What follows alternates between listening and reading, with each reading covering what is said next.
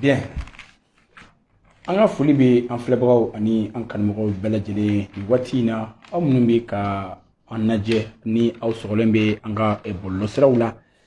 ka daminɛ info 7sur7 ka taa se Cap Mali ale ni Jeliba TV ninnu bɛɛ lajɛlen bɛ an ka bi baro kɔnɔna la min ye ka se ka babu kɛnɛ sigi babu min ni a bɛ tali kɛ ɲininkali damadɔ kan ni an y'a kanu bi ka a tengo an ka honorable la ni ale honorable Aboubacar Fɔnba n b'a dɔn k'a fɔ a dogolen tɛ maa si la i n'a fɔ an ye laseliw kɛ ka kɔn nin waati ɲɛ ka yira k'a fɔ ni ala sɔnna sɔɔni dɔrɔn ani Aboubacar Fɔnba an bɛna ɲɔgɔn sɔrɔ dɔwɛrɛ tɛ ka kuma jamana yɛrɛ situation minnu bɛ ni a kumaw bɛ maaw da la don o don a fɔlɔ ye min da bɛna tu ni ala sɔnna min ye polisiw ka militarisation kuma ye ni ala sɔnna o bara a bɛna ci aw ye aw bɛna famali ɲɛnama sɔrɔ o ko kɔnɔna la o fana tɛmɛnen ko in ka bɔ yen an ka sariya sunba ni an k'a ma ko constitution ni ala sɔnna da bɛna don o fana la ka ɲɛfɔli kɛ minnu ko yɛlɛmaba ma don a la ani minnu ko yɛlɛma donna la ni ala sɔnna olu bɛna walawala kosɛbɛ an ka honorable fɛ ni honorable Aboubacar Fɔnba o fana tɛmɛnen ko ye ka bɔ yen an bɛna se an ka justice o fana kibaruw fana ma sabula an y'a mɛn k'a fɔ ko yɛlɛma caman ko donna an ka justice fana kɔnɔna la da bɛna don o fana la ka ɲɛfɔli kɛ ne ni aw ye ka sɔrɔ ka a kuncɛ ni an ka lanko ye sabula maa caman bɛ k'a fɔ ko lang caman bɛ anw fɛ yan ko n'i y'a ye k'a fɔ ko da ma don o kuma la ko est-ce que siran tɛ ka kɛ o kuma ye wa nka Aboubacar Fɔnba ale ye CNT maa ye wasaden don min n'a bɛ kuma jamanaden bɛɛ lajɛlen tɔgɔ la n'a bɛ kuma Koroma ka kulu tɔgɔ la ni ala sɔnna ale bɛna walawalali ka aw ye aw ni ne aw sɔgɔlen ka to an na a ka partager ka like walasa diɲɛ bɛ se ka a ye cogo min na o la yan'an ka don ɲininkaliw kɔnɔ an bɛ folikan di Aboubacar Fɔnba ma k'a yɛrɛ fo kosɛbɛ sabula ne yɛrɛ Bagayogo n b'u fo kosɛbɛ ka d'a kan u ye wulikajɔ min kɛ n yɛrɛ ka musokɔrɔba ka banni na vraiment n b'u fo ko ala ka a tugu u si la ko ala ka a dɔw ye ka d'a kan i ni maa dɔ bɛ jɛ nka i b'a sɔrɔ k'a fɔ i kungo mana se i t'u ye nka ninnu ma kelen ka daminɛ président ba ka taa se Aboubacar Fɔnba ani a kulu bɛɛ lajɛlen ma a jeunesse a muso ɲɛmɔgɔ bɛɛ lajɛlen ye ko in kɛ u ta ye an b'u fo k'u waleɲuman dɔn o ko kɔnɔna la an bɛ kuma d'a ma a ka foli di aw ma an ka sɔrɔ ka don ni ɲininkaliw ye. Lamɛnni Bagayogo Pape n bɛ bi foli an bɛ masa Arahamani barika da ala ye nin kalo in gɛlɛya e ni ne ma kosɛbɛ ani mɔgɔ caman sabula masa saya man nɔgɔn mais mɔgɔw ka ɲɔgɔn i dɛmɛli i masa kungo la a bɛ saya fo mɔgɔ la n b'a ɲini masa Arahamani fɛ ko mɔgɔ n'olu de tanyana ka fara e ka musokɔrɔba kan ka se ne ka cɛkɔrɔba ma n'an bɛ mun dɔn an tɛ minnu dɔn ala ka hinɛ u bɛɛ la ka taa se an ka golomasigi taba minnu n'olu fɛnɛ de bɛ ka sa ko an ka to yan ala ka hinɛ u la minnu man kɛnɛ ala ka kɛnɛya d'u ma sibili fɛn fɛn tora Bandiagara ko ta kɛra nin 13 tɛmɛnen an b'a ɲini ala fɛ ala ka bɛɛ lajɛlen ni suma ni janfanjugu min binna Mali kan n'o de bɛ ka mɔgɔw ni bɔnɛ an bɛ o foli kɛ ka foli kɛ ka taa Malien de la diaspora la kosɛbɛ ani ka taa foli kɛ ka taa jɛkulu n'olu de ye ɲɔgɔn sɔrɔ Koroma ka jabala la bi n'an ye kulu dɔ sigi sen kan ko anw ka kan n'o de bɛna wuli don n'a nata ka yɔrɔ bɛɛ sɛgɛrɛ walasa kanw ka don ba la o la n bɛ n dɔgɔkɛ Bubu Mabel fo kosɛbɛ ka Azizi Tarawele fo k'an ko mɔgɔw fo jɛkulu camanba nana n tɔgɔ tɛna se ka taa bɛɛ ma n b'u bɛɛ lajɛlen fo ko bɛɛ k'a dɔn ko nin baara in tɛ jɔyɔrɔ ɲini baara tɛ tɔn ka tɔgɔ bɔ baara tɛ sabula anw fɛn fɛn ye ɲɔgɔn sɔrɔ an ye jamana ka yɛrɛmahɔrɔnya kɛlɛ de kɛ n'o ye an ka wari an ka armée ani an ka kan donc ni mɔgɔ min ni an ka kɛlɛbolo ye kɔrɔlen donc nin tɛ kura y'an bolo kura fɛnɛ tɛ Azizi bolo kura tɛ Bubu Mabel bolo kura tɛ n ko mɔgɔw bolo Malien bɛɛ b'a dɔn ko kan ye nafa ye mun ye donc an b'a ɲini Malien bɛɛ fɛ n'an ka wele siraw ma bi yɔrɔ yɔrɔ u ka bɔ sabula kan in a ka don ba la a laɲini bɛ laɲini 3 nɔfɛ a fɔlɔ jamanakuntigi yɛrɛ k'a dɔn k'a ka jamanadenw ka laɲini ye kan donni ye ba la a filanan k'a mana don ba la fɛnɛ sariya sunba kura in a ka vote joona joona an ka se ka an yɛrɛ sɔrɔ a sabanan o ye k'an ŋaniya jɛya n'a ma ɲɛ i ko i bɛ Asimi fɛ e tɛ se k'a to fɛn min b'a ka fanga tiɲɛ k'i b'i ɲɛ sigi o la i b'a dɛmɛ donc an ka dɛmɛ de don ka ɲɛsin autorité ma ka ɲɛsin fanga ma ka ɲɛsin maliyɛnw ma sabula ni kan donna ba la Papin min min fiyɛ na a bɛ se ka kɛ a tɛ kɛ ne fɔnba ɲɛna a bɛ se ka kɛ a tɛ k'an yɛrɛ ɲɛna mais don dɔ la bɛna kɛ an jɔrɔna ko tɛ kɛ Mali ka sɛgɛnko ye bilen an bɛ jɔrɔ de nafolo cayalen mun de bɛna bɔ kɔfɛ sabula jamana in bɛna lafiya jamana in bɛna hɛrɛ sɔrɔ ne dalen b'o la donc n b'aw fo kosɛbɛ ka bɛɛ lajɛlen fo Awasi Fɔnba an yɛrɛ b'i fo kosɛbɛ k'i waleɲuman dɔn an bisimila la Koroma o jabalaba kɔnɔ la k'a daminɛ Koroma président ka taa se a tɔnden bɛɛ lajɛlen ma an bɛ bɛɛ lajɛlen fo i tɔgɔ la su in na n'i y'a ye nin page ba saba ye ɲɔgɔn sɔrɔ dɔwɛrɛ tɛ sabula an y'o de fɔ ko ka kuma mɛn a tigi yɛrɛ da kɔnɔ mɛn na ye mɛn tigila ye ka fisa an ka yala ka taa maa dɔw ɲininka minnu bɛ kuma fɔ i b'a sɔrɔ k'a fɔ ani sariya yɛrɛ ani jamana yɛrɛ ka ko taabolo caman bɛ yen a ti bɛn tiɲɛ yɛrɛ kɔnɔna la e min yɛrɛ ye wasaden ye min ni a bɛ assemblée kɔnɔ an bɛɛ lajɛlen b'o kalama nin waati in na ɲininkali b'an bolo i n'a fɔ a kuma cayara bɛ ka se an ka constitution n'o y'an ka sariya sunba yɛrɛ a kɔnɔna kow ma sabula walawalaliw kɛn bɛ maaw ye nka an y'a ye k'a fɔ walawalali ninnu caman kɛra tubabukanw na wa maaw yɛrɛ ko dɔw yɛrɛ ko yɛlɛmaba ma don a la ko sabula ko n'i y'a ta k'a lajɛ ko constitution kɔrɔ min b'an kunna ko o yɛrɛ photocopie don n'an k'o ma ko copier coller nka an y'a ye mɛn daworo la n'o y'an ka avocat dɔ ye n'o ye Konare ye k'a yɛrɛ k'a fɔ ko yɛlɛma caman de donna a kɔnɔ nka anw y'a kanu e min ye CNT maa ye ka na i ka se ka walawalali k'an ye malidenw ye u bɛ se ka u ta n'u bila dɔn nin ɲininkali nin babu in kɔnɔna la cogo min na o tun y'an ka ɲininkali fɔlɔ ye k'a ɲɛsin constitution ta yɔrɔ ma. Papin n bɛ i fo n b'a fɔ bɛɛ ɲɛna ka nɔgɔ bɔ kuma min na nin yɔrɔ la n tɛ kuma ko min ye CNT kɔnɔ dɛ.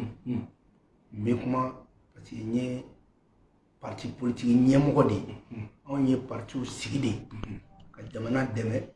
ka jamana ka kuma fɔ jamana ka hɛrɛ an man da don la n bɛ kuma parce que Korema ye jɛkulu ye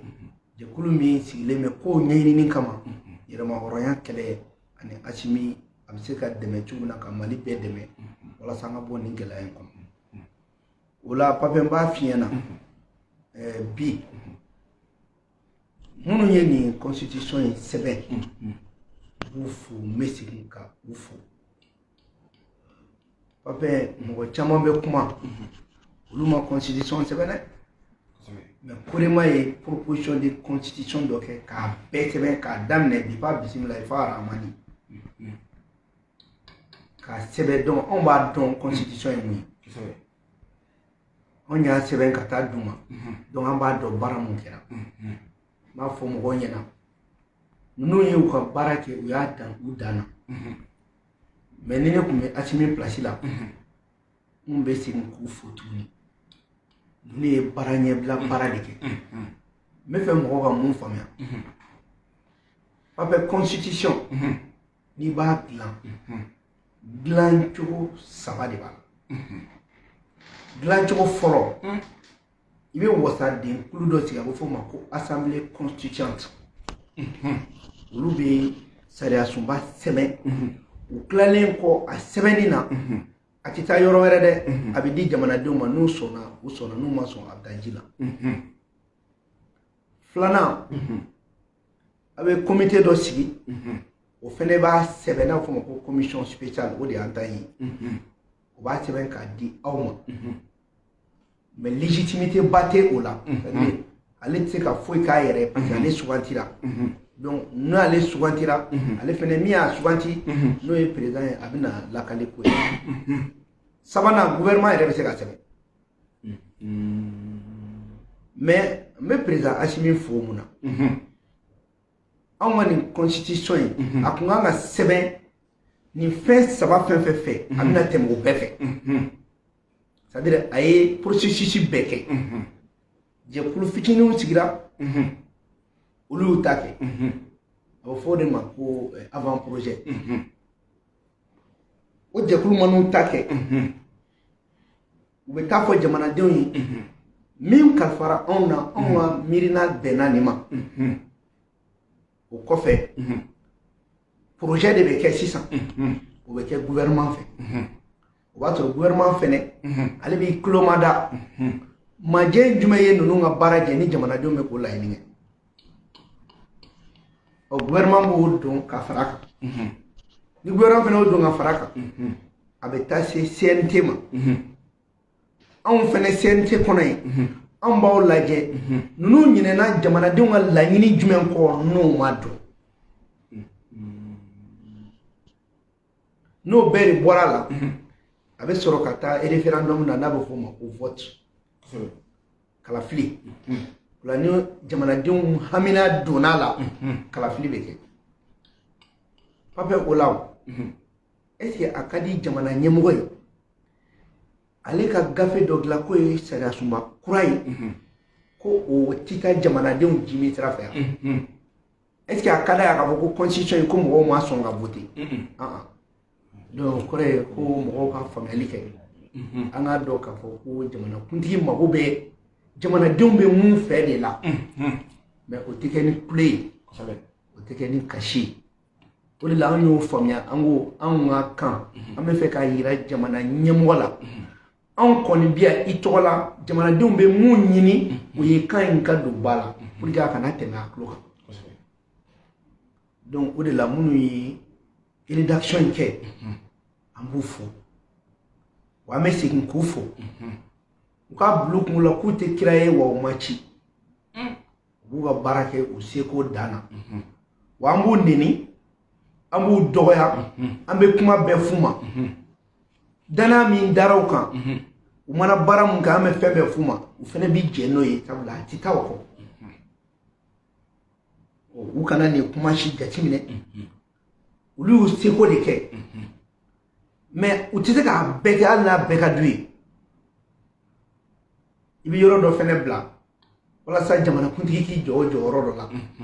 ne y'a bɛɛ kɛ jamanakuntigi place la ale bɛna mun kɛ a bɛ gɛlɛya nin ye an b'a fɔ nin ma ko nin ye fayida ye a kuma kɔnɔ quoi mɔgɔ bɛ se ka baara kɛ ni nin kosɛbɛ donc o de la n'an bɛ kuma f'an ka kuma maliyɛnw bɛ mun faamuya Pape n'o bɔra la an bɛ na sisan constitution sariya sunba kosɛbɛ o y'an ka babu ye n'an ma ɲɛfɔli kɛ mɔgɔw ye u t'a dɔn sariya sunba ye mun ye kosɛbɛ sariya sunba bɛ sigi fɛn fila de kan sariya sunba jalatigɛla kuma n'a bɛ f'o ma ko préambule o préambule o de bɛ se k'a to juge min bɛ constitution contrôler ale b'i référer o de kan c'est-à-dire ale b'i banban o de kan o préambule fɛnɛ de bɛ kuma jamanadenw ka hakɛ ani u bɛ ka laɲini jumɛn kɛ constitution in sɛbɛntɔ n'o bɔra yen filanan o ye sɛbɛnden minnu bɛ bɔ laɲini ni miirina kɔnɔ o de ye articles ni titres ni chapitres ye o de la fɔ préambule ma ko jalatigɛbaga o de la préambule ni sɛbɛnden dɔ walawala la n'a ma tali kɛ préambule kan o kɔrɔ ye ko a ma min fɔra kɔ mɔyɔrɔ la o ma kɛ jɛgɛ tilayɔrɔ la o la i bɛna ye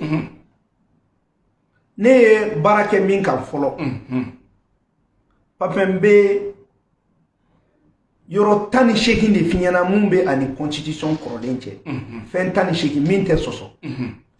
fɛn 18 bɔra min kɔnɔ n'o tɛ sɔsɔ e bɛ se k'a fɔ k'o ye copier coller ya o t'o ye a kuma ka gɛlɛn n'an b'a dalilu di bɛɛ ma kelen kelen kelen o bɛ diya n ye an nakun don a fɔlɔ a bɛ fɔ min ma ko anw ka préambule ani mars 91 préambule mars 91 constitution a ma maa si tɔgɔ fɔ a ye maliyɛn bɛɛ bila kɛrɛfɛ a ko dɔrɔn ko mars 91 mɔgɔ minnu y'o kɛlɛ kɛ ko maliyɛnw minnu ye mars 91 kɛlɛ kɛ a y'i banba o dɔrɔn de kan n'o bɔra la charte africaine et les droits de l'homme fɛn saba a tɛ se ka sɔsɔ le peuple souverain du Mali mars 91 donc jamanadenw yɛrɛ bɛɛ kɛra minnu ye kɛlɛ kɛ mars 91 de Modibo Keyita ma jati Sunjata ma jati Mali ka empire ma jati foyi ma jati anw ye jɔn ye o ma walawala o ma kɛ dɛ mais nin préambule kɔnɔ a kumana anw bɛna nin fɛn mun kɛ an b'an sinsin mun kan an b'an sinsin malien kan on malien jumɛn on malien minnu n'anw ye Mali ka peuple souverain kɔrɔ kunu ani bi ani sini o peuple souverain ye jɔnni fɛnɛ ye o ye maa minnu n'olu wasalen don n'u ka namu ye n'u wasalen don n'u ka kanw ye wa n'u b'u disi gosi n'u ka diinɛ ko ye ni bɛɛ tɛ ne constitution kɔnɔ ni préambule fɔlɔ o de kama n'i ye jateminɛ kɛ ni kan ma don bala i b'a dɔn k'u filila quoi ou bien peut-être u bɛ fɛ k'o yɔrɔnin to président yɛrɛ k'o kɛ quoi k'o yɔrɔ kɛ sinon kuma bɛɛ y'a yɛrɛ fɔ ka ban kosɛbɛ u tilara tuguni kanw ye jɔnni ye kanw ye Mali empire baw Sumanguru empire du Mali empire du Ghana empire Songoyi anw bɔra nin bɛɛ de la nin bɛɛ kelen-kelen na Allahu Akbar ni la u bɛ charte de Kurukanfuga fɔ ka sɔrɔ u m'a tɔgɔ fɔ kosɛbɛ parce que charte de Kurukanfuga empire du Ghana ka kɔrɔ ni empire du Mali n'i y'a dan Kurukanfuga dɔrɔn na i tɛ Ghana don a la kosɛbɛ an dun y'an bɔzɔn depuis Kaya Magan Sise an bɔra olu la donc a bɛɛ b'a kɔnɔ mais f'i ka a yɔrɔ a ka walawala dɔɔni aw ye kosɛbɛ o k'o la fɛnɛ ko o jiguba ninnu empire du Mali empire du Ghana empire Songoyi olu minnu kun sigilen bɛ anw ka namu kan ani anw ka taabolo kan an bɛ an sinsin o kan an b'o o k'an ka tabiyaw ye walasa denmisɛnnin minnu bɛ yen bi ani minnu bɛ yen sini u k'a dɔn k'an bɔra min na ko tuguni anw jamanaden minnu n'anw ti janfan kɛ ka ɲɛsin an bɛnba minnu ko k'olu tɛ sɔn mara ma tubabuw nana mun jagoya mara olu y'o min kɛ n'u kɛra martyrs o la n'olu sara o la kan olu fɛnɛ de bɔnsɔn ye anw ye ani minnu ye an ka yɛrɛma hɔrɔnya d'a ma n'o ye Modibo Keyita ninnu nin bɛɛ lajɛlen jate nin bɛɛ lajɛlen ni préambule kɔnɔna ye ka sɔrɔ an ma se sariya sunba yɛrɛ ma fɔlɔ ka tila ka mars 91 k'o don a la ka tila ka an ye kɛlɛba minnu kɛ M5 ye kɛlɛba minnu kɛ k'a yira k'olu ka laɲini ye de ka jamana kura sigi ni yɛlɛma ye u y'u ta fɔ ka tila ka maliyɛn bɛɛ ta fɔ a kɔnɔna na donc n'i nana o jateminɛ o yɛrɛ préambule sigiden a jɔsen o ye jɔsen 10 de ye a b'o de kan jɔsen 10 préambule a jɔsen fɔlɔ ye anw ye jɔnni ye a jɔsen filanan ye an m'an sinsin min kan a jɔsen sabanan ye an sɔnna min ma a jɔsen naaninan ye an bɛ fɛ an ka mun kɛ n'a bɛ fɔ o ma ko détermination a jɔsen duurunan anw yɛrɛ bɛ mun de ɲini an ka préoccupation a jɔsen wɔɔrɔnan o ye anw ka volonté affirmation de la volonté a jɔsen wolonfilanan o ye an ka engagement ye a jɔsen seeginan o ye an ka attachement ye a jɔsen kɔnɔntɔnnan o ye an ka souscription ye a jɔsen tannan o ye adoption ye ko ni min ko k'u bɛɛ ye kelen k'a ka bɔ k'an sɔsɔ dɔw kun donnen bɛ revue de presse bulɔfu de la maliyɛnw fɛ u bɛ t'u sigi dɔrɔn kan na radio la i b'a fɔ k'olu kelen kalannen don an t'o ja mɔgɔ la bilen i tɛ maliyɛnw i tɛ miirina su feere mɔgɔ si ma yan n'i y'a mɛn ka wɔn ka kan don ba la n'i y'a mɛn dɔ bɛ t'i sigi radio nin kɔfɛ ka maliyɛn bɛɛ dɔgɔya k'i yɛrɛ kɛ k'e kalannen bɛ ka tɛmɛ bɛɛ kan maa si kalan tɛ ka tɛmɛ mɔgɔ kan i taara ekɔli la an yɛrɛ taara ekɔli la an b'a fɔ an b'a bɛɛ dɔn dɛ an ni dalen b'o de kan bulɔfu tɛ a tɛ kɛ yan bilen ka taa maliyɛn bulɔfu k'e nin ye nin ye ka se t'o ye kana da radio la ni ma fɛn fɛn ka di ye a fɔ mais anw b'a dɔn n'i ye mɔgɔ bilalen y'i kɔ i b'a ɲɛ de n'i ye mɔgɔ bilalen kɔ i b'a ɲɛ de bilaye an b'an fa n'an baw barika da koyi olu ye jamanadenw y'u ka impôt bɔ anw kalan na o jamana kelen na an ye concours d'entrée à la fonction publique k'a sɔrɔ an ma suɲɛ an ma foyi an bɛ ala fo ka barika da o jamana kelen an b'o kɛlɛ kɛ fo ka taa fɔ min kɛra n'i tɛ se ka fɛn k'i yɛrɛ ni danga b'i kɔ n'e m'o e ma se ka fɛn kɛ o y'i kungo de i kungo ye dɛ o de y'a kɛ n b'a fɔ mɔgɔw ɲɛna an ka tɛmɛ n'an ka ci ye o la tuguni préambule bolen quoi la élément kura jumɛn donna constitution na n'o tɛ kɔrɔlen na ni min bɛ n sɔsɔ i kan sɔsɔ dɛ ni nana n'i ye sɔsɔ n bɛ tila k'a yir'i la k'i tɛ foyi dɔn mais ne fɛnɛ bɛ n ka dɔn ta ni dɔrɔn de fɔ an yɛlɛ n'o de kɔ k'i mana kɛ cogo cogo i bɛ dɔɔnin de dɔn. I bɛ dɔɔnin de dɔn kosɛbɛ. wa anw bɛ dɔɔnin min fɛnɛ dɔn an b'o kɔni fɔ. o fɔli ye jagoya ye. o de kama n bɛ n ka jelimuso fo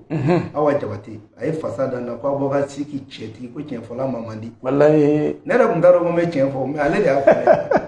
non an b'a dɔn ko an ye adamaden filibagaw ye. kosɛbɛ. donc les innovations minnu ye kurara constitution préambule kɔfɛ. préambule kɔfɛ. Papin. Article 3. On veut comment la protection des enfants contre les trafics et assimilés et l'enrôlement par les groupes extrémistes.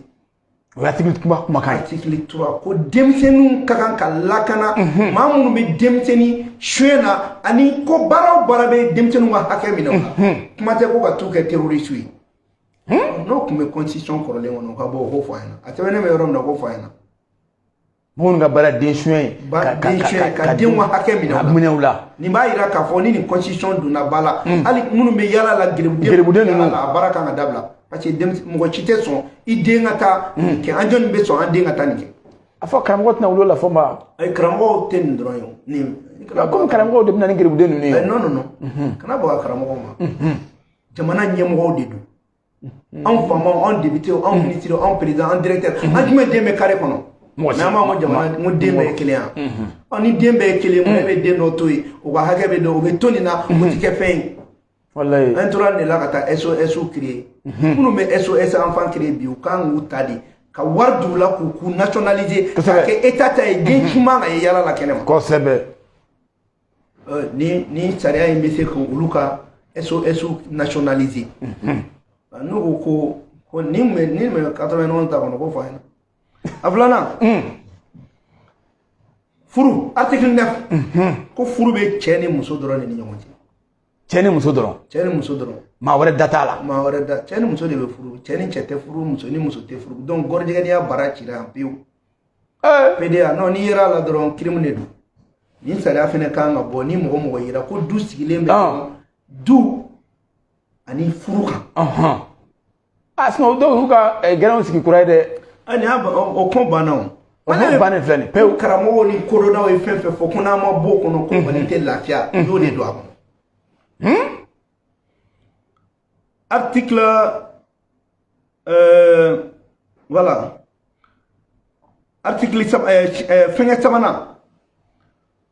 constitution dɔ in kɔnɔ u tun y'a sɛbɛn ko le Mali est une république indépendante sociale laïque souveraine tout mais min tun t'a kɔnɔ o ye unitaire de. le Mali est une république unitaire o de tun b'a. o y'a sugu jumɛn unitaire kɔrɔ jamana kelen a tɛ fara o kɔrɔ ye ko fédéralisme komi mun fɔra accord la o banna. min ye décentralisation poussée ka kuma dɔw dilan ten ko décentralisation poussée mɔgɔ tɛ min kɔrɔ dɔn o banna régionalisation min ɲɛdɔnnen tɛ o banna jɔrɔna min bɛ yen ko accord bɛna jamana fara ko o banna donc jamana ye kelen pe donc Azawa tɛ yen bilen o kuma banna camancɛ o tun ye ligne rouge min tun ko jamana ye kelen dɔrɔn de ye ne ko maa min kɔnɔ k'a bɛ fara ko jamana kelen de don. article 31 min bɛ kan kan b'o to kɔfɛ an bɛ sɔrɔ ka n'o la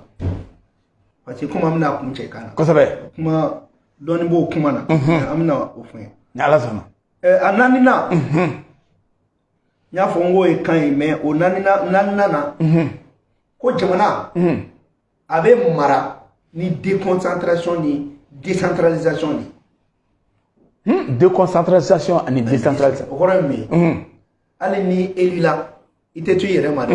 état b'a ka contrôle k'i nɔfɛ parce que e tɛna jamana fili ko parce que ko kala filila e ɲɛ o kuma t'a la o banna Allahu Akbar o banna pewu bonya duurunan article 32 an y'a fɔ yan nɔ ko jamana ye ne ma fɔ ko laïcité bɛ Mali la yan n'a ka kɔrɔ ni Faransi ta yan i y'o fɔ Français ka laïcité c'est de 1905 mais Mali ka laïcité depuis 1235 Soumaoro Kanté ka waati la 34 o bɛ Mali la an fɛ yan o bɛ Mali la an ye laïcité fɔ k'a ban pewu k'anw ka laïcité ye jumɛn ye c'est-à-dire laïcité kɔrɔ ko diinɛ ma bɔ diinɛ la bɛɛ kelen ni min ka di ye i b'o kɛ jamana kɔnɔ an y'o fɔ n k'a kɔrɔ ye mun ye a kɔrɔ ye de ko an ka balo ɲɔgɔn fɛ yan chrétien ko t'o la silamɛ ko t'o la religion ko t'o la anw de bɔra jamana kelen in na ni min ka di mun ye i b'o kɛ sariya kɔnɔ i sɔnnen bɛ mun ye an ka ɲɔgɔn bonya ɲɔgɔn ka diinɛ sira kan voilà ko l'état garantit toutes les croyances i dalen bɛ min na jamana b'i mago t'o kama o ye ka danaya de ainsi que la liberté de conscience i ka miiri o y'i yɛrɛ ta ye de religion et de libre exercice des cultes i b'a dɔn ko ala an bɛ silamɛ diinɛ min na kalimatu shahada i b'a principe dɔn la kalimatu shahada ashhadu an la ilaha illallah muhammad rasulullah sallallahu alaihi wasallam ko ala ye kelen ye a ka ciden an kuntigi mamadu a bɛ fɔ de ma ko le principe de la liberté de conscience ne de sɔnna k'a fɔ n dusukun na ko ala de ye kelen ye ka ciden an kuntigi mamadu ye o bɛ sira min fɔ ne bɛ baara kɛ ni o de ye a banna le principe de la liberté de conscience a mɔgɔ minnu ni hakilina in ta duuru a kelen kelen bɛɛ ye principe ye même la prière ça c'est le principe de l'égalité je suis pauvre derrière l'imam pas de différence y compris l'imam alimami ali ni e filila maa dɔ b'i bɔ fili la kosɛbɛ n ka fini ka ɲi n ka fini jɛlen bɛ se bɛ ye sen tɛ ye bɛɛ ka kan seli la walayi bɛɛ bɛ arankelen de jɔ bɛɛ b'i kun na yɔrɔ kelen de pèlerinage i b'o principe dɔn c'est le principe du mouvement ko an ka dugukolo ka kan bɛɛ ye o de y'a ta fɔ ko retrouvez-vous au centre bɛɛ ka ɲɔgɔn sɔrɔ yɔrɔ kelen bɛɛ ka ɲɔgɔn sɔrɔ yɔrɔ kelen donc dugukolo ye masa aramani ta di maa si ta tɛ mais i m'a ye bi o kɛra ko amérique dɛ faransi dɛ yan fɛ ni y'an ka mɔgɔ min ye a bɛ ɲɔgɔn fɛ ala y'i da k'i taa yɔrɔ min na i bɛ taa yen i bɛ taa yen de lahakɔrɔ i bɛ sun dɔn wa sun principe de la responsabilité ka sɔn k'a fɔ ne b'a dɔn ko kɔngɔ bɛ min nɔgɔ bɛ ala de ɲɛ bɛ ne la wa ne tɛ ji min fɔra ɲɛna n t'o kɛ mais ala ka dugawu ɲini ka sɔrɔ ji b'i kɔrɔ a se b'i ye k'a min maa si t'i bali mais k'a dɔn k'a fɔ ala bɛ ka jɛni bɛɛ kɔ k'i ɲɛsin ala ma lahakɔrɔ jaga i b'o dɔn ayi an t'o dɔn ɲɛfɔ an ye le principe de la lutte contre la pauvreté ka sɛgɛn kɛlɛ wari sɔrɔ ni ne ka jaga kan ka yani ne ka n ka jaga tila mɔgɔ duuru ni tan ni ɲɔgɔn cɛ kuma fɔ ne bɛ n ka jaga di e ma walasa e ka bɔ sɛgɛn na e fana ka maa wɛrɛ bɔ sɛgɛn na jaga di kun ye ne ye dɛ a minnu b'a tila tila o man ka kɛ non n tɛ alimami ye dɛ mais u ye mun fɔ an na an ye kalan kɔ o ye nin parce que n'i bɛ diinɛ o diinɛ la i kan ka ɲini k'a dɔn kosɛbɛ k'a cɛ k'a di maa kelen ma o b'o bɔ sɛgɛn na diinɛw bɛɛ ye kelen ye diinɛ min ka di i ka diinɛ bato i ka taa o sira kan a banna a jateminɛ kɛra nin ko in na dɛ ayi ko fɛn ka di ka diinɛ bɔ dɛ walayi bɛɛ ka diinɛ ka di kɛ diinɛ dɔ la dɔrɔn parce que n'i ma kɛ fɛn na n ka cɛ ni i m'a mɛn bɛ don arijinɛ kɔnɔ i sara fɔlɔ dɛ a nka fɔ ma min t'a si la dun yala o fana ɲɔgɔn b'a ko la bɛɛ de b'a la hali min t'a si la mais n'i t'a si la o ye kungo ye kɛ n'i t'a si la comme dɔw b'olu t'a si la o non n'i t'a si la o fana y'o bannen o n'i sara minnu t'a ci la o fana t'i ka su don ou bien ni jamana kan ka kɛ cogo min na a b'a kɛ ten a kan ka kɛ ten de pour que su kɔni kana mɔgɔ tɔɔrɔ hali n'i bɛ di ivoire ma t'a la olu kɔni b'i dɛmɛ o hali n'i bɛ di ivoire ma baasi t'a la donc a wɔɔrɔnan article 39 le respect du principe de la souveraineté nationale o jumɛn ye de la démocratie, de l'intégrité du territoire national et de l'unité nationale et de la laïcité de l'État par les partis politiques. Aux partis politiques. Quand jamana ka yerema horonya deme. Parti politique. Jamana ka kelenya ko deme. Jamana ka dugukolo mi antay ko keleke. Jagoya. Ka tila ka jamana ka laïcité ni min forata parti bɛɛ kan ka nin bonya nin kɔrɔ ye ko la charte des partis politiques a relecture bɛ kɛ dɛ ni ne relecture kɛra n'a ye cɛ o cɛ ye Mali b'a n'a to a ka yɛrɛma wɛrɛ a kɛlɛ kɛ fɛn dɔ fɔ Mali ma an b'i ka parti an b'a datugu ka bɔ yen pewu sinon parti caman statut n'a règlement nin t'a kɔnɔ dɛ non mais o de y'a kɛ i m'a ye a ma sɛbɛn a kɔnɔ ko parti ka dɔgɔ ko ka dɔ b'u la o ma fɔ cɛ an mago tɛ parti dɔ wala parti la sa mɔgɔ ma faamuya a ye jamana ka wari tigɛ o la dɔrɔn a bɛ dabila o yɛrɛ ni tɛ fɛ bin ka gun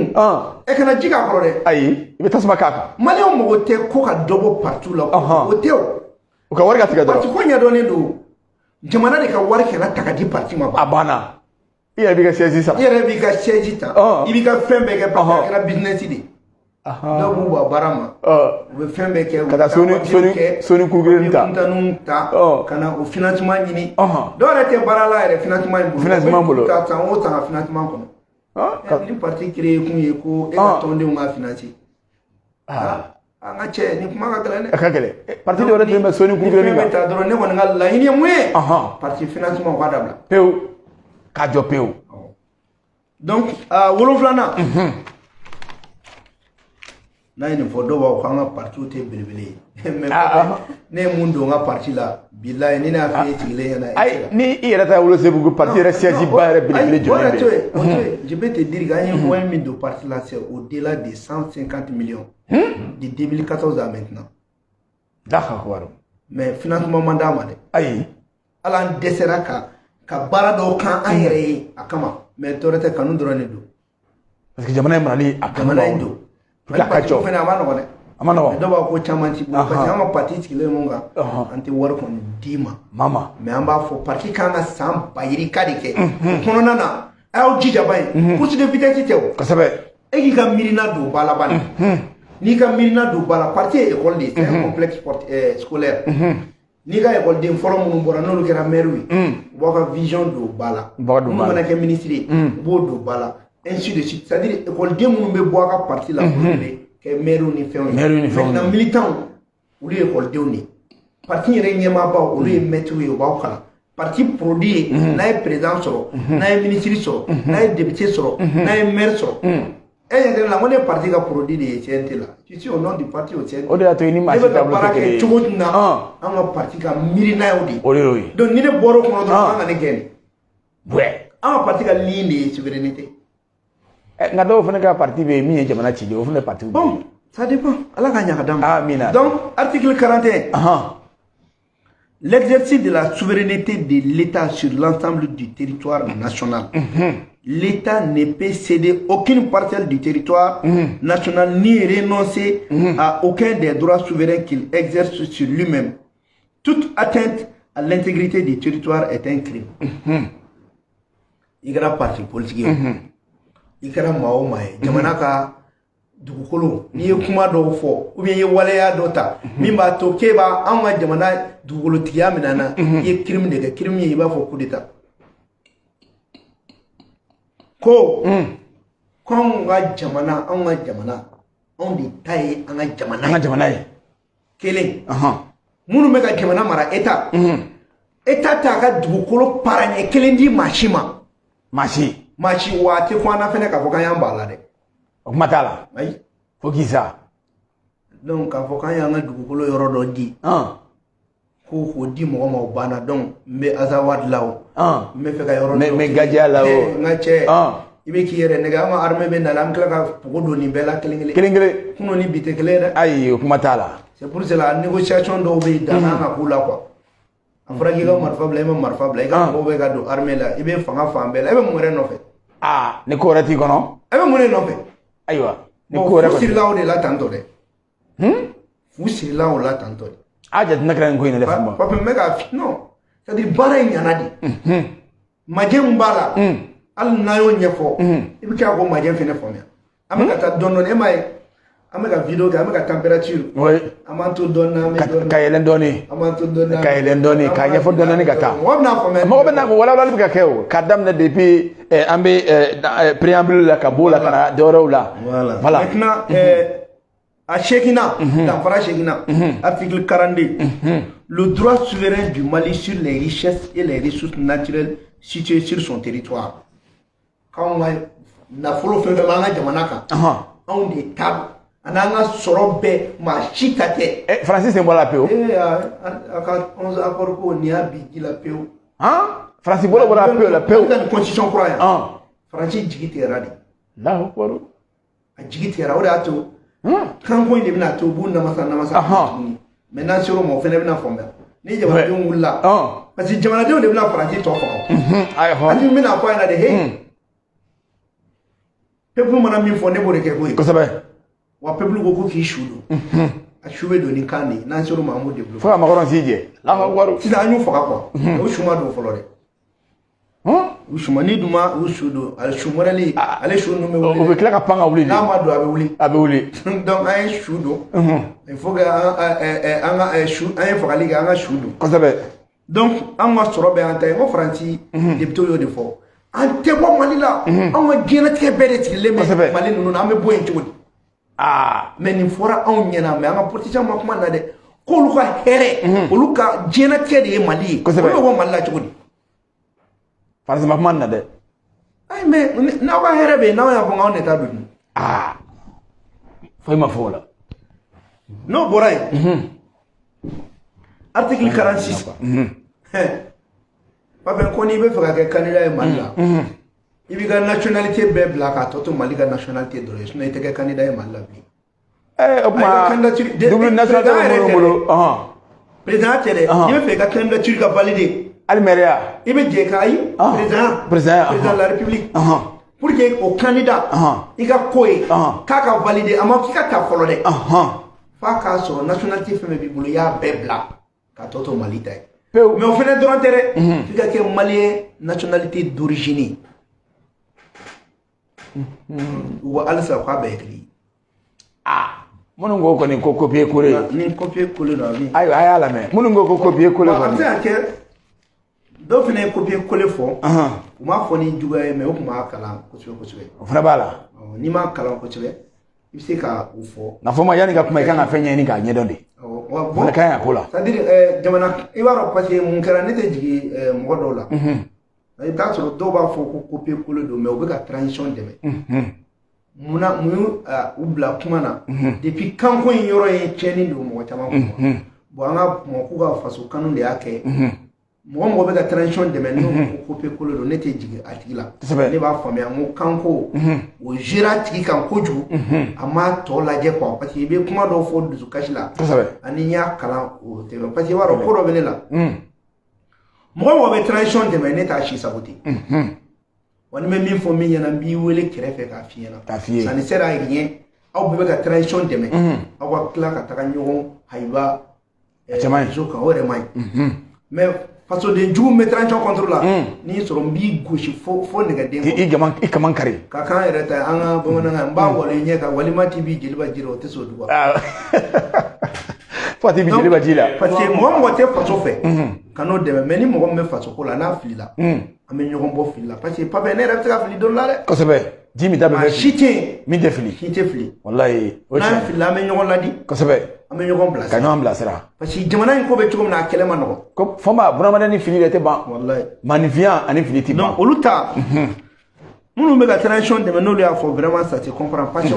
donc maliyɛn tɔw k'a bila o minɛn kɔnɔ kosɛbɛ kɛ fɛnba ye quoi ça c'est très important a faamuna attendant article 59 u ka fɛn dɔ bɛ yen nɔ Pape depuis kuma jan ne y'a laɲini kɛ n'an b'a fɔ o ma ko la question prioritaire de constitutionnalité la question prioritaire de constitutionnalité on appelle QPC c'est la première fois nin ka don Mali ka fɛn kɔnɔ ni y'an siɲɛ fɔlɔ yɛrɛ ka mɛn ayi mais an y'a ɲini de mais dɔw yɛrɛ t'a dɔn ko b'a kɔnɔ fɛnɛ dɛ a bɛ cogo min na a tɔgɔ de ko question prioritaire de constitutionnalité article 159 nin ma deli ka k'a kɔnɔ fiyewu o question prioritaire de constitutionnalité au comme tout justiciable peut au cours d'une instance contester la constitutionnalité d'une disposition législative qui lui est applicable en ce qu'elle porte atteinte aux droits et libertés que la constitution lui garantit. Ni sariya dɔ bɛ ka ta i kama sisan n'a sariya ni jamana constitution tɛ ta yamara b'i bolo k'a fɔ ko n tɛ sɔn nin ma wa sariya bɛ bɔ yen pewu awɔ ni bingani bɛ ka k'i kan e dun ka hakɛ de don jamana ye hakɛ dɔ di e ma e ni hakɛ mun ka kan o hakɛ min b'e bolo kiri kana tigɛ k'a fɔ k'u b'o hakɛ minɛ e la i bɛ plainte don wa o kiri in bɛ bɔ a ma o fɛnɛ b'a kɔnɔ. fɔ ma o tɛ procureur bolo bɔtɔ ye baara la. mais ni kɔni binna mɔgɔ kan k'e bɛ juge ye k'a bɛ taa a tigi bolo tunɔmi parce que ko jamana ye hakɛ min d'a ma k'a b'o minɛ a la ko parce que k'i ye juge ye ko de banna mana hakɛ o hakɛ di mɔgɔ ma n'o ko kɛr'i la i b'o papier don ka taa cour constitutionnelle la ka taa cour suprême na olu bɛ statuer u b'a fɔ ko bon k'a ye jugement in jɔ fɔlɔ f'a ka nin yɔrɔ ye n'a yɛrɛ ni tiɲɛ tɛ dɔrɔn u b'a jugement u b'a rejeter i lafiyara hali n'a sɔrɔ procureur y'a kɛ procureur y'a dama wa comme anw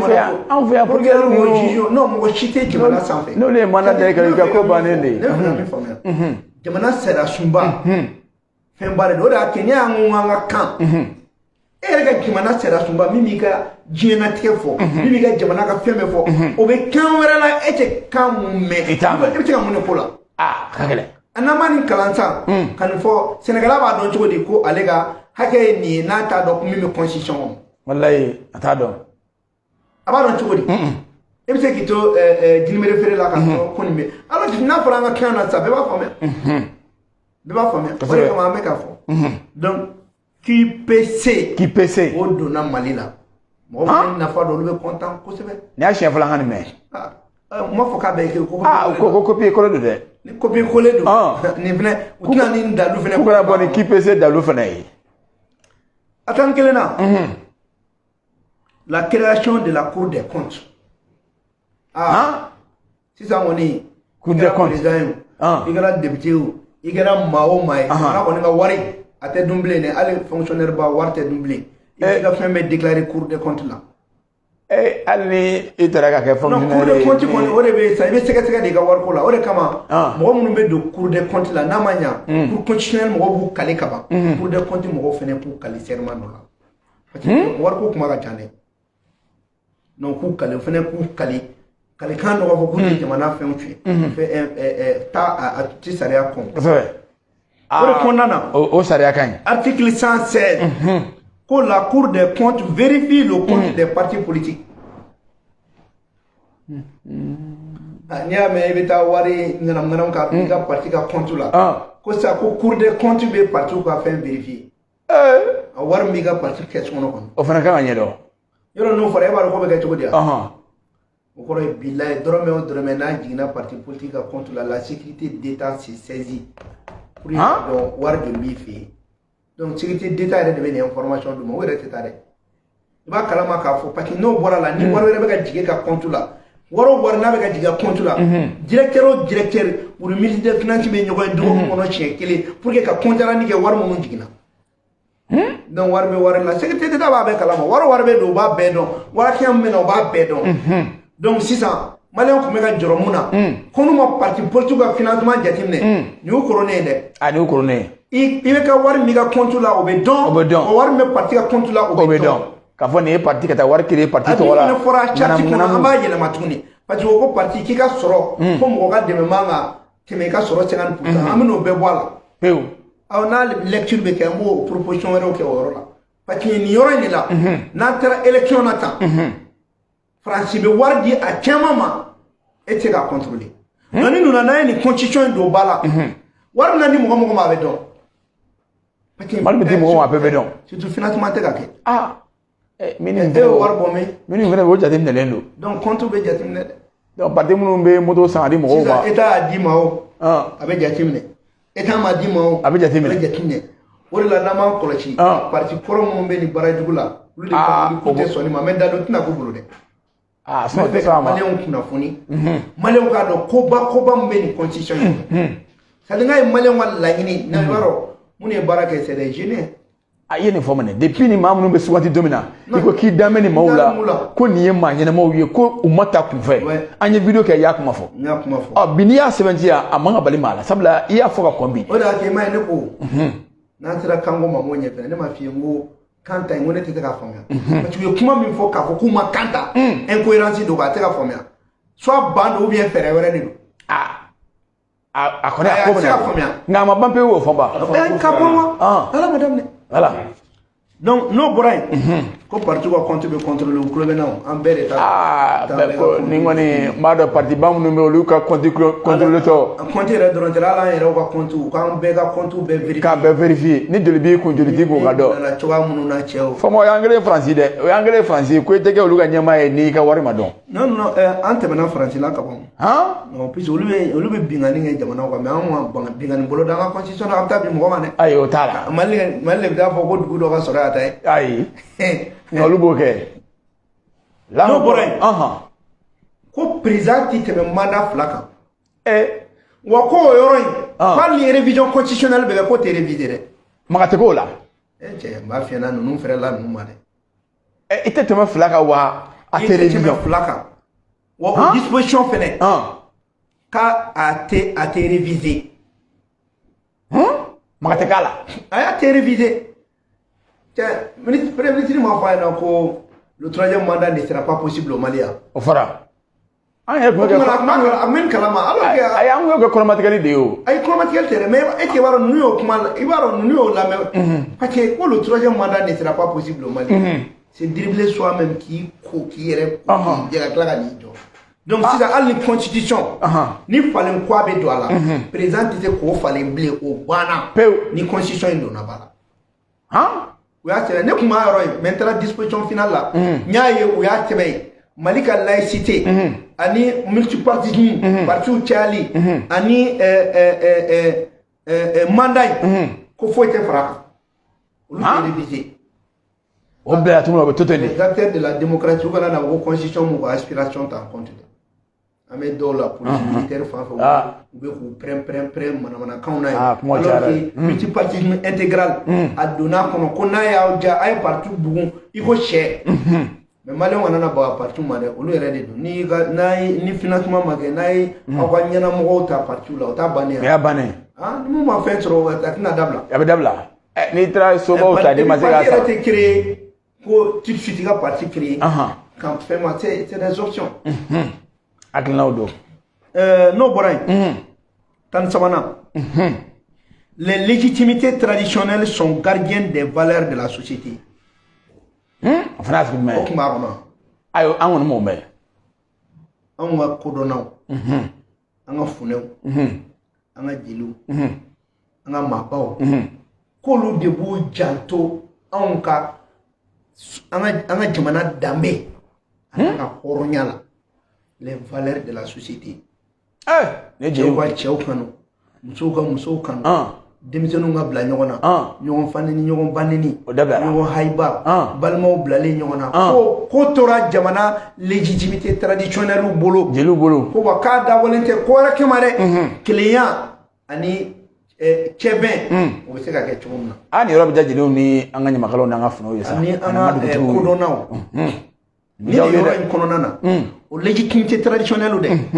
mɔgɔ de fana bɛ ta olu la mun bɛ k'i yɛrɛ sɔrɔ au conseil national la pour ka se k'o ko in défend mais n'u ma taa yen nɔ o bɛ nin ko tɔ défend cogo di o de kama min bɛ ta olu la o dɔw fana bɛ taa nin na o b'o baara fana kɛ fana organisé len to nin bɛ y'a yira k'a fɔ normalement an kan ka société institution traditionnelle dɔ créer le haut conseil des sociétés des autorités légitimes o kan ka créer o yɔrɔ nin b'o fɔ sariya kɔnɔ ka sɔrɔ i ɲɛ t'a la parce que c'est un non dit parce qu'il faut qu'il faut organiser n'o bɔra yen tan naani ko les engagements internationaux sont déférés avant la ratification à la Cour constitutionnelle par le président de la République, le président de l'Assemblée nationale ou un dixième des députés, le président du Haut Conseil national ou un dixième, et rejetés si contraire à la Constitution. Ko jamana b'a bolonɔ bila ani diɲɛ cɛ kuma fɛn fɛn na yanni bolonɔ ka bila la bolonɔ bila sɛbɛnw bolonɔ bila sɛbɛn minnu b'a ni diɲɛ cɛ diɲɛ jamana yɔrɔ cɛ yanni bolonɔ ka bila la a ka cour constitutionnelle fɛ yen o la président mun bɛ députéw ɲɛfɛ ou bien député n'i y'a tila tan ye tilayɔrɔma kelen ou bien au conseil o fɛnɛ o président ou bien tilayɔrɔma tan o kelen o bɛ taa n'olu ka yamaruya ye wa ni cour constitutionnelle y'a lajɛ n'an bɛ fɛ k'an bolonɔ bila diɲɛ papier o papier la n'a ni Mali sariya ti ta k'o tɛ don ba la i bɛ nin kɔrɔ dɔn wa ko désormais les traités et accords internationaux ne sont plus supérieurs à la constitution du Mali. Parce que n'ambe ambolono bla papier fait là, faut qu'à soro, ani kemana sera sumba de beta. Quoi ça va? Ni kobaye de. Ni kobaye. Ah, ni fana ni ngunte korle ngona de. Ni ngunte korle ngona. Ayo ay la merke. Tan nani. Ambara Thérèse la mata tanna. Tandurla. Tanduruna. Ko sisa ko parlement de bi. Parlement. Mais olu ta la mo assemblée nationale doro ne kumbi. Ado kumene mais parlement. Mais sans parlement de bi ko bonda fla. Wasa blon. Ani faso blomba. Wasa blon ani faso blomba. Wasa blon ni assemblée nationale. Faso blomba au conseil national. Ne ba kan ta fo mananga na de. Ah. Be ko blomba ko wasa blon. Wala wasa blon munu bo kono fo ma ko wasa di. Faso blomba munu bo kono ko faso blomba di. Am bo conseil fo ni député fo la walkan. Donc olu constitution korola assemblée joro kunye kala kolokili ke gouvernement na ka loi proposer ou bien ka loi voter mais si ça fanga kora dilo lu maro se ka président ga ko fanga la le pouvoir de destitution du président du parlement ka président ke ga bo fanga la peu non no fene be constitution koro kono ou bien ni parlement ba kono no fene fana ni copier coller do comme côté ne parlement ne ta kono avec États-Unis avec URSS dugu munu be développer le ko sabo chamana donc Mali remna bla jamana développer le beau fait c'est ça samla ne kan worona ou do voilà haute cour de la justice député va taka kenunga ani ministre ko daga juger ko foni son kero mani voter kera ko bana piu obloma Allah soro ko ka Macron ne vondi les termes sinon ma tama me kuma be fo ko lui député o bana piu au conseil des collectivités au fene bana ni dona bala dro lu bi yereke ni minga na manya sharabi nyangi si ça tan wolon blana droit commun de do ikera ministre ikera député ini malin die bekaka ni détournement que donc les direct juger jugement flaté ne ane ba to ko jamana de bekaka en côté jamana de bekaka e ba ko ni fama ko juger yoro ina o te juger na juge fait faut au juge o ka juge blomore kono ora ambulo rete dawka oui haute cour de la cour la haute cour de justice oui a créé sans bis va et donner juger ni merci amada waji man kamo adawara ka chen dro ne ke ka dof sa ndo dro ni ko copier coller copier coller ani de copier coller ali famo bla oro ke ani fandom bla oro ka so wono te clé ngani na ko ni tani chekina oui président kudru le président bi calé wa klele ngo calé la ko men calé wana ko bela jele fe wa men kaleli mun ke ni ma do bala nye yamara da ma kan gen abo fanga la o kuma kono ni mun ta kono abo geni min fo na yo flike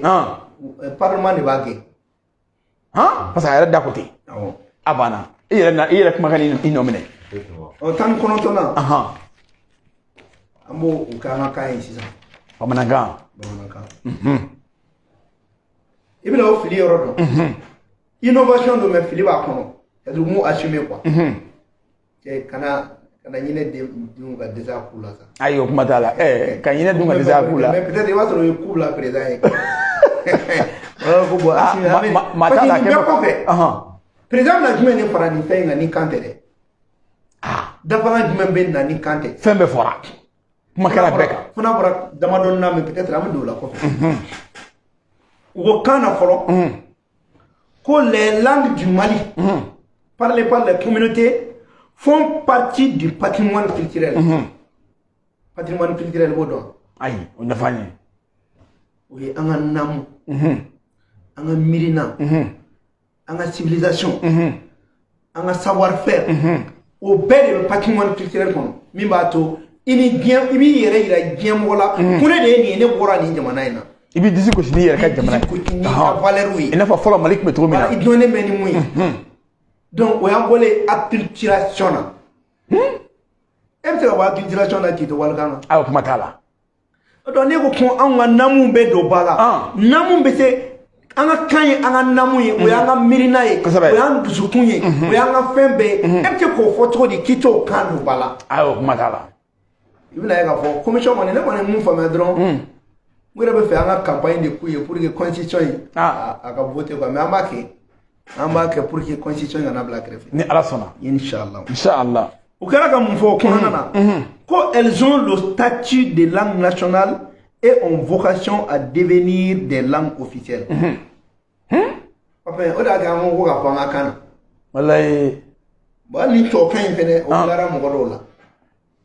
ni ko elles ont le statut de langue nationale ko an ka kanw don minnu bɛ fɔ anw yɛrɛ ma et ont vocation à devenir des langues officielles o kɔrɔ ye u kan ka kɛ an ka baara kɛ kan ye mais majɛ foyi t'u la quand tu dis ont vocation à juridiquement ça veut dire que la chose réunit toutes les conditions pour en être et ni majɛ t'a la pour ka kɛ langue officielle ye munna a bɛna k'a ye majɛ t'a la a kan ka k'a ye a ma kelen ni mun fɔra an ka kan na est ce que an tun tɛna fɔ ko non k'u filila o bɛ fɔ u k'a fɔ dɔrɔn k'a kɛra kan fɛnɛ ye baarakɛ kan ye ni kuma sɔrɔla k'a fɔ ye ko français y'an ka langue d'expression ye officielle an ka kumakan ni fɛn min kɛra i ka kumakan ye o y'i ka kalan kan ye o y'i ka ladamu kan ye peut-être a français tɔ a tɔkan tɔ an b'o dafa a kɔnɔ maa caman nin yɔrɔ in de fɔ tubabu bɛ kalabanciya kan dɔ fɔ n'i y'a tɔkan jateminɛ tellement que i bɛ sɔsɔli a kɔnɔ o yɛrɛ b'a to i kan ka kan yɛrɛ bila la langue officielle d'expression ani la langue d'expression majɛ b'u cɛ mais mirina b'a to i b'a faamuya ni dɔ ye sinon majɛ bɛ dɔ jɛ majɛ bɛ dɔ jɛ maintenant o majɛ bɛ dafa a bɛ dafa inchallah ni masa ramani sɔnna ma parce que u b'a yira ko fɛn dɔw yɛrɛ bɛ yen o majɛ minnu ma dafa olu bɛ na kɔfɛ tɔ kan a ma nɔgɔn inchallah minnu bɛ ka fɔ an t'a bɛɛ mɛn koyi kosɛbɛ an bɛ se ka fili a la dɛ o de y'a to an ka kan ne tɛ académicien ye n tɛ grammairien ye an ye mun kalan kɔni an k'o jateminɛ k'a taa ko tɔ n'u ɲɛɲini ne tɛ taa n yɛrɛ bila tubabukan sɔsɔli la dɛ parce que ne yɛrɛ tɛ fɛ a k'an yɛrɛ ka taa ɲɛfɛ yɛrɛ fɔma nin waati in na professeur Félix Munkɔrɔ k'a b'i fo kosɛbɛ k'i bɛ ka wele min k'a tulo b'i la nin waati la message ci ka foli d'i ma kosɛbɛ d'accord donc o la an bɛ mun fɔ kanko in na n'an bɛ fɛ an ka bɔ jɔnya la n'an ye faransi faga an k'a suli yɔrɔ binjuguni dɔ bɛ yen nɔ mɔgɔ b'a kun tigɛ binjugu n'a y'a kun tigɛ dɔrɔn a bɛ falen Modibo Keyita filɛ mun de y'a sɔrɔ a ye faransi gɛn k'a ka kan to a bolo ka tila ka faransi ka wari gɛn après kɔfɛ wari ma na ale Modibo kelen yɛrɛ de kan ka don CFA la awɔ ale kelen de y'an don CFA la a y'an bɔ CFA la ka don Mali wari la u kɛra ka a koron f'a kɛra k'a fɔ ko wa k'an ka taa CFA la a ye chinois ni fɛnw wele ka faransi gɛn faransi kɛra ka jugu bila a la tuguni k'a kɛlɛ duguma fo ka diɲɛ nege bɔ a la maintenant mun de y'o kɛ parce que o bɛ kɛ tuma min na maliyɛnw t'a dɔn ko ale bɛ fɛ ka fɛn mun kɛ o a bɛɛ tɛ ka ɲɛfɔ an ka kan na kosɛbɛ mais o don n'a kun ko Mali bamanankan k'an bɛ kuma o fɛnɛ la kosɛbɛ fili caman bɛ o kun tɛ na donc an kana bi Modibo ka fili kɔnɔ n'an m'an sinsin Modibo kan n'i ko ko n bɛ fɛ ka tɛmɛ n fa la i fa danna yɔrɔ min na n'i danna i ma tɛmɛ i fa la dɛ. I ma tɛmɛ a la f'i fa danna yɔrɔ min na i ka tɛmɛ o la. I bɛ tɛmɛ o de la. kosɛbɛ o de ye tɛmɛnen fa. An fa danna yɔrɔ min na an bɛ tɛmɛ o la min ya o ye kan donni ye bala ye o tɛ kelen. kosɛbɛ. filanan papiye n'i m'i ka kan don ba la i bɛ jɔnya la i dusukun na i bɛ jɔnya na i kunkolo kɔnɔ i bɛ jɔnya la i ninakilitɔ i bɛ jɔnya la i tagamatɔ i bɛ jɔnya la i ka sigiɲɔgɔnya la i bɛ jɔnya la hali i dalen i ka so kɔnɔ. Fama hali tubabukan fɔtɔ n'i yɛrɛ filila f'i yɛrɛ bɛ maloya jama la. non mais ni kan in ma don ba la mun de ye maliyɛn kɛ kunfin ye n ko tubabukan don sinon an t'a fɔ an ka kan na n ko maliyɛn kalanbali bɛ yen mais maliyɛn kodɔnbali tɛ yen. o tɛ yen o bɛ fɔla diɲɛ mais mun na an b'a fɔ ko kalanbali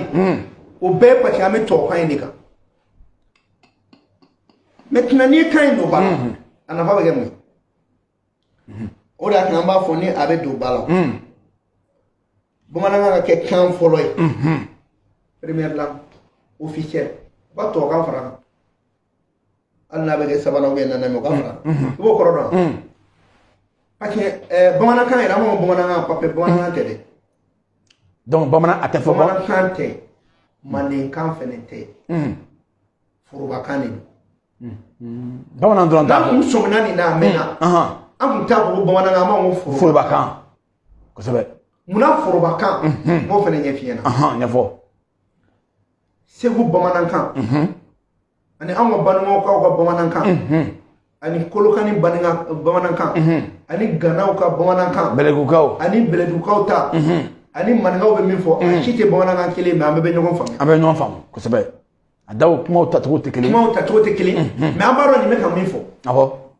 kosɛbɛ n'o kɛra mali ka kan ye o siya jumɛn de bɛ yen ko e t'i yɛrɛ o kɔnɔ bɛɛ b'i yɛrɛ o bamanankan min filɛ n'o ye forobakan ye fila b'a fɔ kɔrɔbɔrɔ b'a fɔ tamasɛki b'a fɔ maraka b'a fɔ bɛɛ b'o kelen in fɔ mais mɔgɔ si ta tɛ an m'an tɛ o de fɔcogo la an bɛ ka bamanankan min fɔ ta o tɛ maa si ta ye ayi ni bamanankan a fɔ nin ma ko forobakan parce que c'est hybride a ɲagaminen don a ɲagaminen don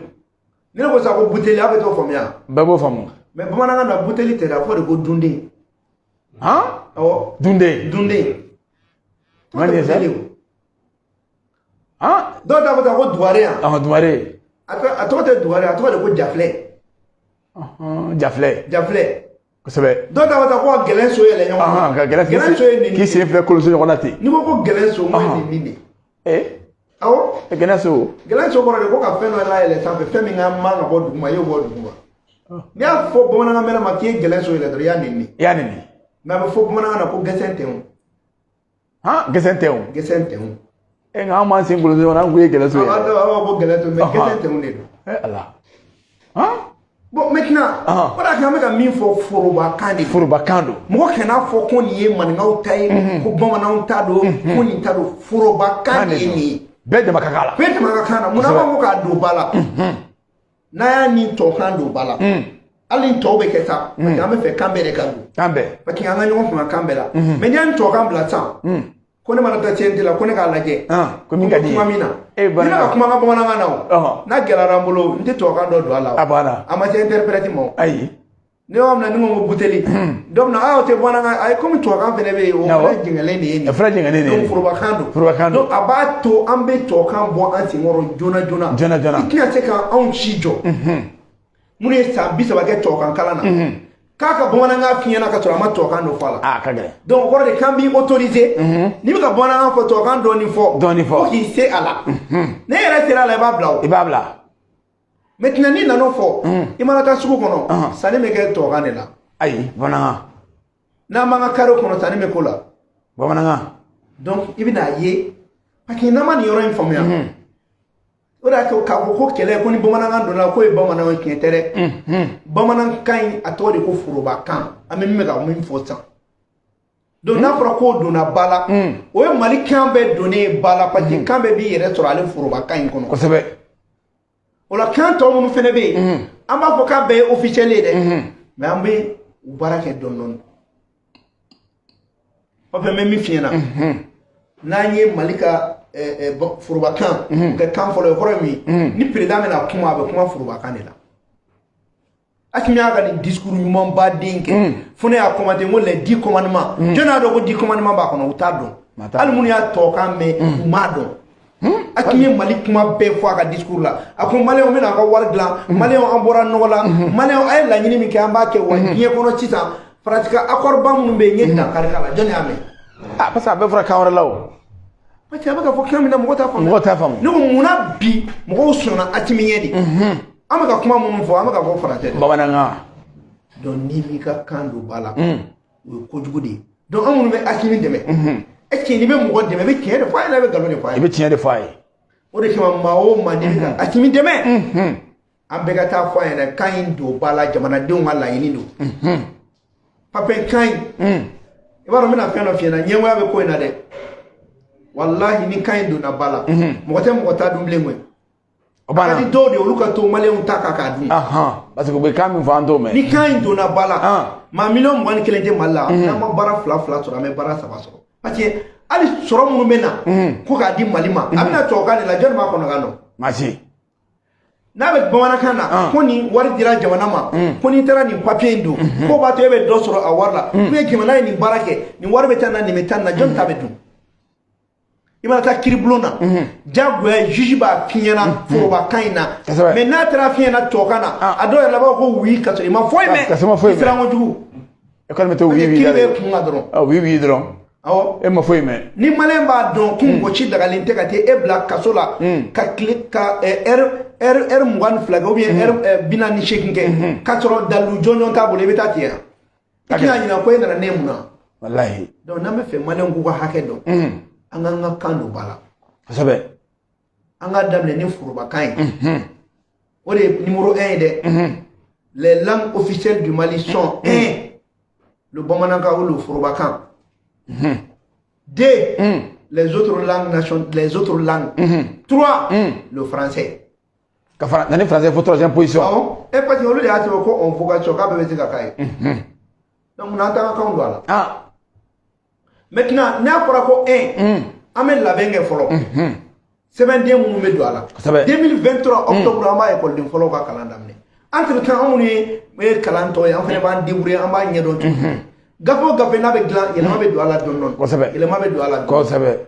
donc oda ke maje mu ye kai amba ni malen be fe na manga kandu bala ambora joya mina am kran ka do akono papa na fora ta ko soro be malla muna do ta famia sabla manya fol ke na ko hydrogène be fara mais ekni malien ba do ko hydrogène de ba to ko satellite bita sans faire todo ta hydrogène yere mu akoni be fol ba do ere ko hydrogène be te ka ke ka be te ka courant mi ndama hodo todo mais nana na do anga kana o kanye fo ni fen yemunyi ni ne ba to be jijele so ni ne ba to mahima fen mi yele ni ne ba to be courant so o hydrogène be malla o nyogonte Afrique be ado ere kala ne no luta do ere ka benike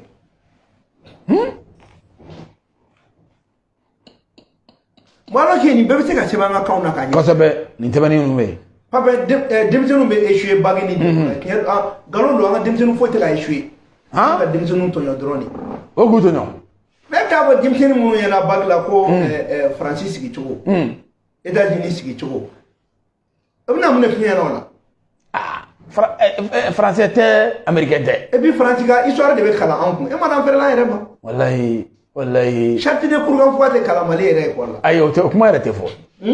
La charte de courgan fois. O date do kuma yere. Date de ni korbara de ba do ko be. Ibo be. Mais ena la ki be ma ko ta. Ora be dugumi la kanga banto don. Alors que aujourd'hui la charte de courgan fois. Akian ka kala wala ta ka do ko mune kumba ko. Mune kumba ko. Akunye mune fo. Ngambe Francis troisième guerre mondiale de révolution française deuxième guerre mondiale de ambe kuma de kato ya. Ouais mais am kuma bateri wala ko to ko. Ko la raison Hélène ko émotion est nègre. Ko cloné on t'a cloné droni ani quand on dit fait drop café nous on te konya na make quoi. C'est que c'est la nuga nouvelle sini nous ne ka muso bla lu disrait tel la jen na remana réseau nous sur ka mono ko bien ko be bala. Ule ka ngolu utiliser akan nafanya mais amake cloné kana alors que réseau est là de pour akan nafanya. Akan nafanya. Imagine kama ba ko konte baraso ni na internet kono. Ikana baraso mais c'est qui est kalan kurai. Kurai. Bien fait réseau kan. Abebe. C'est qu'on n'a même pas besoin encore qu'à faut qu'on va étudier bas au il y a connaissance va améliorer drôle. Ni est d'autres là que et n'est pas que procéder bail. C'est ce qui sont ok qui est procéder bail sans qu'elle ait dépassé. C'est vrai. Et des fins gars. Ah, t'as un frère qui a procéder tu vois comment ah ni ne qu'elle était ni bien ni on est ok mal là. Ay quand dit démission ma ni mi mettre kalam ngai kana nai. Ni na ni mi semina ko bla. OK. Démission ma en pétant. Ibe jeune bla fengela en fait fait temela ninka u yan bolo bola ka dumo betani mali ko sebe do te fe ore ka ke aka fo kuma ko oludido olule be se an ko nga fierté te aka fo an ni ne te ni ke e ma alu ka parti mara chogo yi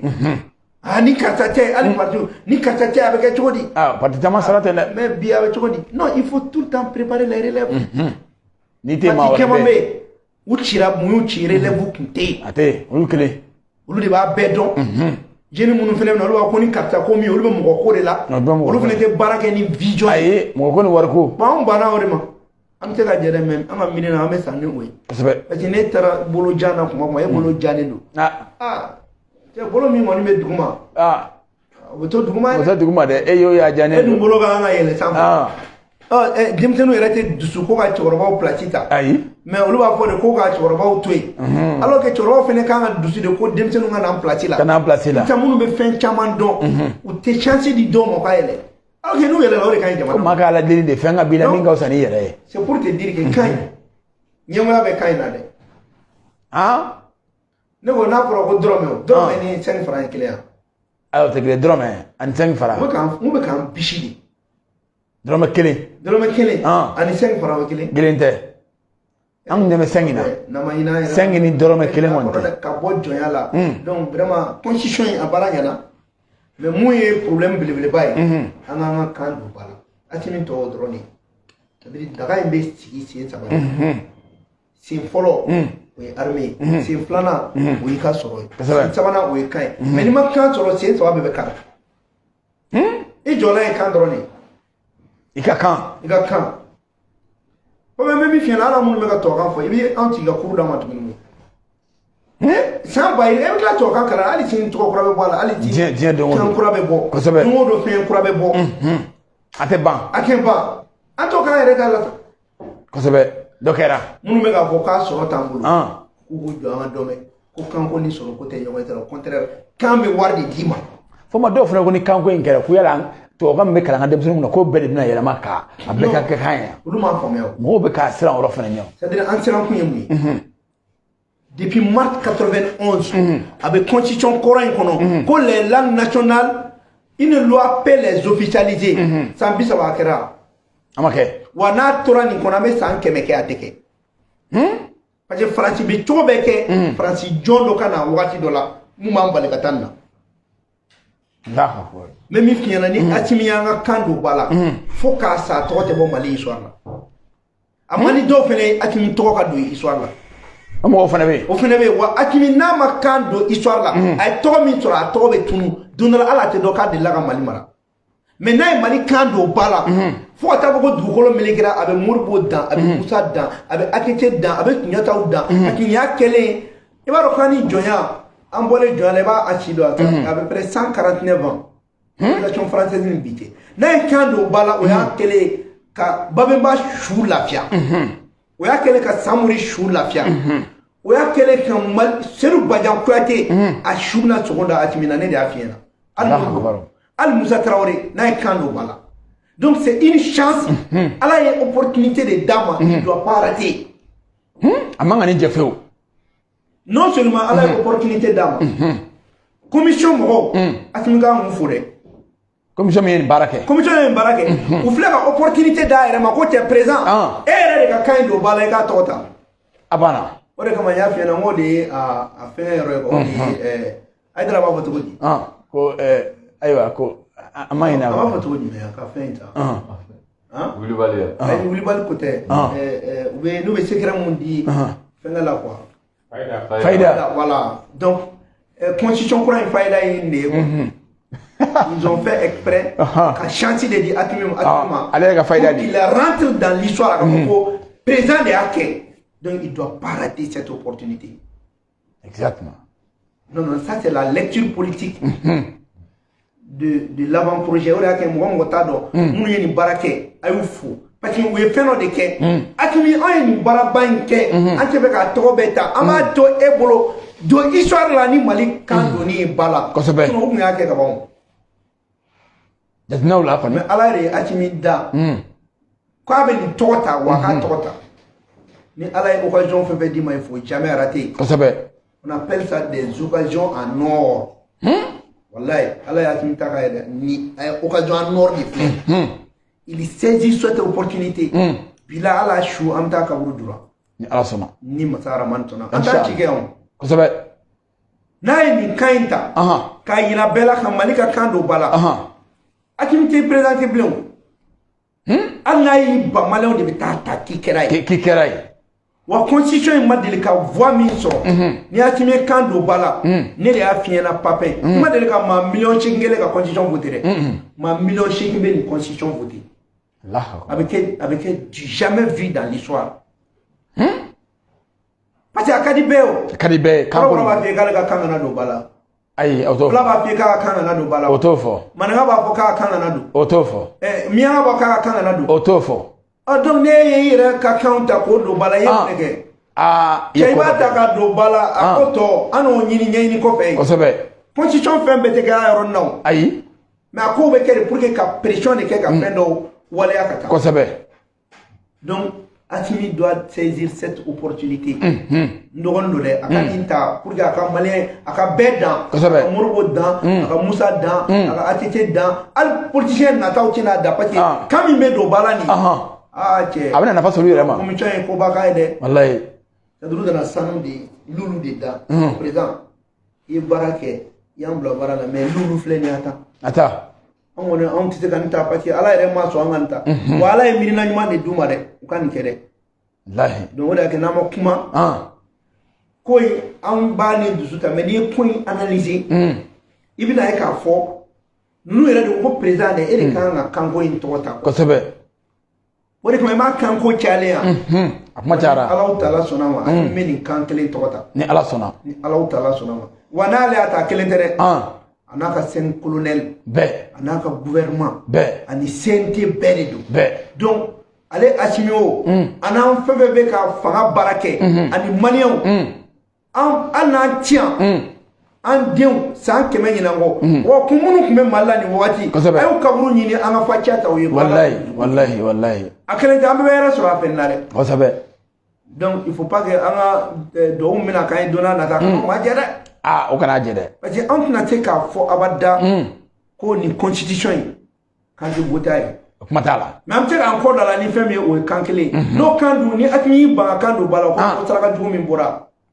dɔw fana bɛ saraka jugu bɔ la dɛ dɔw b'o la mais Ala k'an kisi amin donc a ka opportunité saisi kosɛbɛ n'a ye nin kɛ Haidara min bɛ a ka wajulu kɛ bamanankan na Haidara a y'a kunna wolo Kasimu ninnu ni Jɛgɛfɔ ninnu bamanankan minnu fɔ ani Isufu Karabati ninnu ani Sanogo ani Madumiyaw ani fɛnɛ Baba Gitan Baba ninnu Alayi y'u bɛɛ bɔ n'i y'a ye dɔ bɛ t'i sigi radio na kuma wagati n'o wagati ka taa maliyɛnw ka taa ko nana fɛn dɔ fɔ taa ka kan de la sinon a sera radio la taga la a ma s'o la dɔ yɛrɛ y'a mɛn i ka kan na ka bɔ a banna bon i b'a ye tan ni parce que dɔw fana tɛ fɛ olu sanga ka bi olu an wagati u ka taa radio na kuma in na dɔrɔn i b'a fɔ k'olu de b'a bɛɛ ɲɛdɔn n b'a bɛɛ ɲɛdɔn bon an fana nana an ko cɛ ko olu ye docteur ye n'a tɛ Papin un homme politique c'est l'homme politique qui a vocation de parler u tigi dabɔra kuma de kama kosɛbɛ surtout e kɛlen ka t'i sɔrɔ wasabulon kɔnɔ commentaire o fana kɔrɔ de k'i ka kuma mais dɔw bɛ k'an k'o kuma de to olu dɔrɔn bolo u k'a kɛ o tɛ ɲa an tɛ i t'a fɔ an b'a fɔ wa bɛɛ b'a lamɛn ni min ta ye nkalon ye mɔgɔw na nkalon ni tiɲɛ ka bɔ ɲɔgɔn na bien donc o de kama n'an bɛ bɔ an bɛ kibaruyaw di kosɛbɛ an ta tɛ dɔwɛrɛ dɛ ne kɔni n bɛ se ka nkalon tigɛ kelen min na n b'a ɲini Ala fɛ n kana nkalon tigɛ ni kɔni bɛ nkalon tigɛ n bɛ faso de dɛmɛ Allahu Akbar wa n tɛ tiɲɛ fɔ diɲɛ kɔnɔ k'a ka faso janfa maa ci ye Allahu Akbar tiɲɛ fɔ foyi t'a to ko ne bɛ tiɲɛ de fɔ k'o bɛ ne ka jamana ci c'est comme n'i bɛ tiɲɛ fɔ ka balimaya fara Ala yɛrɛ b'o contrôle la Ala yɛrɛ ko hali ni bɛ nkalon tigɛ ka balimaya dilan k'i k'o kɛ bon ne tɛ tiɲɛ fɔ ka n ka jamana janfa ayi n tɛ tiɲɛ fɔ fɛnɛ ka n ka balimaya tiɲɛ Allahu Akbar bouɛ n b'a ɲini ka na nkalon tigɛ dɛ mais n'i bɛ nkalon tigɛ n b'a tigɛ ka n ka jamana kɔni jɔ c'est comme n bɛ nafiya kɛ ka duwawu ɲini fɔ b'a fɛ kosɛbɛ o ka kan mais n tɛ nafiya kɛ ka dangaden ye dɛ ayi o kuma t'a la donc c'est très simple ne kɔni mun fɔ maliyɛnw ɲɛna nin ye wagati de ye maliyɛnw kana dusu nin kanko in na an kɛlen ka jɛkulu min sigi nin ko anw ka kan jɛkulu in tɛ fɔnba ta ye dɛ bɛɛ ta don jɛkulu in tɛ Azizi ta ye Bugumabel ta tɛ n ko mɔgɔ ta tɛ maliyɛnw de ta don parce que mɔgɔ caman bɛ yen tellement ŋaniya ɲuman t'u la n'u ye mɔgɔ mɔgɔ ye ka ko ko daminɛ u b'a fɔ ko nin bɛ ka ko dɔ ɲɛna u bɛ ɲinɛ yɛrɛ ko ni Ala y'i da mun kama k'e bɛ ko ye ne ko papa ni ala ka ko tɛ ne kun bɛ kɛ wasaden ye cogo di wallahi a wari kun tɛ n bolo o ye kelen wa n tɛna taa wari di mɔgɔ ma ko an kɛ wasaden parce que n ka hɔrɔnya t'a to ne k'a fɔ n ka ka voter ne ka tila ka taa o janfa o kuma t'a la donc an b'a préféré ka an ka hakilinaw di n'an ma taa ala de y'o kɛ kosɛbɛ donc ala de bɛ fɛn bɛɛ di mɔgɔ ma ni i ɲinɛn'o kɔ i bɛ fili kosɛbɛ kosɛbɛ donc vraiment nin kun ye an bɛ se ka mun fɔ mɔgɔw ɲɛna n'o ye sara sunba ye kɔnɔkow ye ko ni maa min bɔra ko copier coller don u b'a sɔrɔ yan mais n bɛ min fɔ an yɛrɛ mɔgɔ min bɛ ka transition dɛmɛ n'u ko copier coller don u b'a jateminɛ fili ye u b'a jateminɛ ko kan ko funteni don quoi kosɛbɛ mais n bɛ fɛn fɛn ɲini ala fɛ mɔgɔ mɔgɔ bɛ ka transition dɛmɛ n b'a ɲini fɛ hali ni ye kuma dɔ fɔ n'a tɛmɛna min dili kan i ka yafa ma parce que n t'a dabɔ a kama